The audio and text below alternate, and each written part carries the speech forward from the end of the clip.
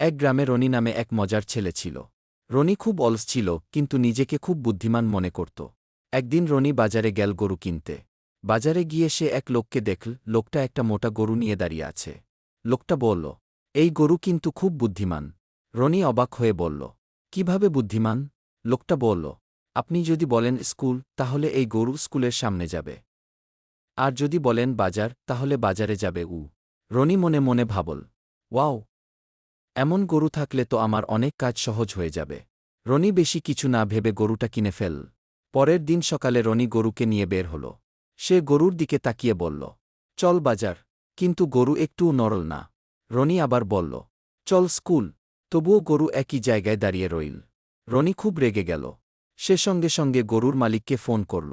রনি বলল, এই যে ভাই, আপনি তো বলেছিলেন গরু খুব বুদ্ধিমান, কিন্তু এটা তো কিছুই বুঝে না।